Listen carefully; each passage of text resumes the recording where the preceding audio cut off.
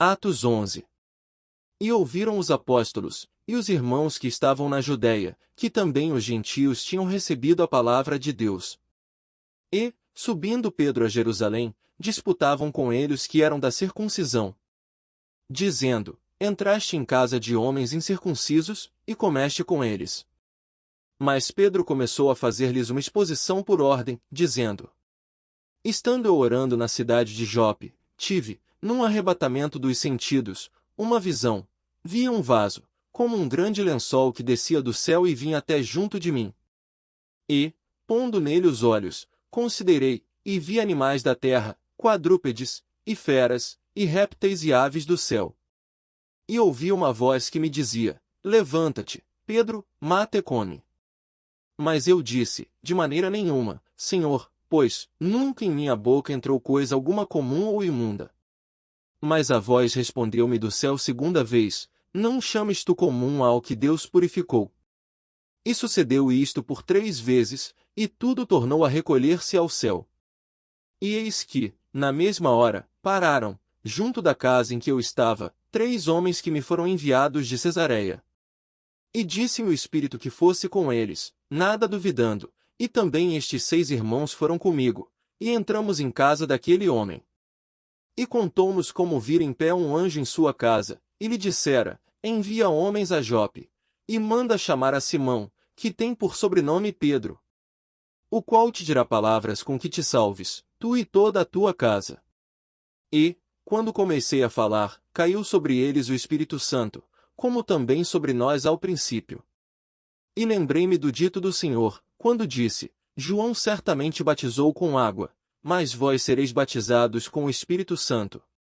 Portanto, se Deus lhes deu o mesmo dom que a nós, quando havemos crido no Senhor Jesus Cristo, quem era então eu, para que pudesse resistir a Deus? E, ouvindo estas coisas, apaziguaram-se, e glorificaram a Deus, dizendo: Na verdade até aos gentios deu Deus o arrependimento para a vida. E os que foram dispersos pela perseguição que sucedeu por causa de Estevão caminharam até a Fenícia, Chipre e Antioquia, não anunciando a ninguém a palavra, senão somente aos judeus. E havia entre eles alguns homens chíprios e cirenenses, os quais entrando em Antioquia falaram aos gregos, anunciando o Senhor Jesus. E a mão do Senhor era com eles, e grande número creu e se converteu ao Senhor. E chegou a fama destas coisas aos ouvidos da igreja que estava em Jerusalém, e enviaram Barnabé a Antioquia. O qual, quando chegou, e viu a graça de Deus, se alegrou, e exortou a todos a que permanecessem no Senhor, com propósito de coração. Porque era um homem de bem e cheio do Espírito Santo e de fé. E muita gente se uniu ao Senhor. E partiu Barnabé para Tarso, a buscar Saulo, e, achando, o conduziu para Antioquia.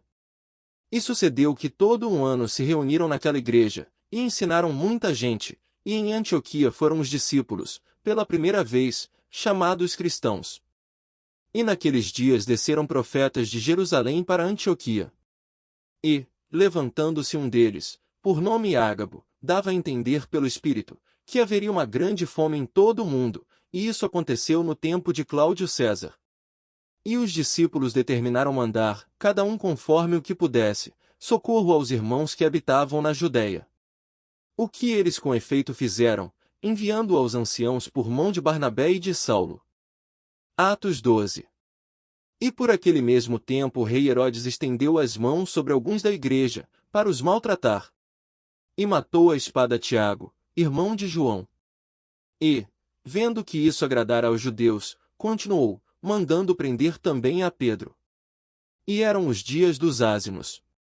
E, havendo-o prendido, o encerrou na prisão, entregando-o a 4 quaternos de soldados, para que o guardassem, querendo apresentá-lo ao povo depois da Páscoa. Pedro, pois, era guardado na prisão, mas a igreja fazia contínua oração por ele a Deus. E quando Herodes estava para o fazer comparecer, nessa mesma noite estava Pedro dormindo entre 2 soldados, ligado com 2 cadeias, e os guardas diante da porta guardavam a prisão. E eis que sobreveio o anjo do Senhor, e resplandeceu uma luz na prisão, e, tocando a Pedro na ilharga, o despertou, dizendo: Levanta-te depressa. E caíram-lhe das mãos as cadeias. E disse-lhe o anjo: Cinge-te, e ata as tuas alparcas. E ele assim o fez. Disse-lhe mais: Lança às costas a tua capa, e segue-me. E, saindo, o seguia. E não sabia que era real o que estava sendo feito pelo anjo, mas cuidava que via alguma visão. E, quando passaram a primeira e segunda guarda, chegaram à porta de ferro, que dá para a cidade, a qual se lhes abriu por si mesma, e, tendo saído, percorreram uma rua, e logo o anjo se apartou dele. E Pedro, tornando a si, disse: Agora sei verdadeiramente que o Senhor enviou o seu anjo, e me livrou da mão de Herodes, e de tudo que o povo dos judeus esperava. E, considerando ele nisto, foi à casa de Maria, mãe de João, que tinha por sobrenome Marcos, onde muitos estavam reunidos e oravam. E, batendo Pedro à porta do pátio, uma menina chamada Rode saiu a escutar. E, conhecendo a voz de Pedro, de gozo não abriu a porta, mas, correndo para dentro, anunciou que Pedro estava à porta. E disseram-lhe: Estás fora de ti. Mas ela afirmava que assim era.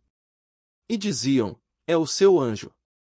Mas Pedro perseverava em bater e, quando abriram, viram-no, e se espantaram. E acenando-lhes ele com a mão para que se calassem, contou-lhes como o Senhor o tirara da prisão, e disse: Anunciai isto a Tiago e aos irmãos.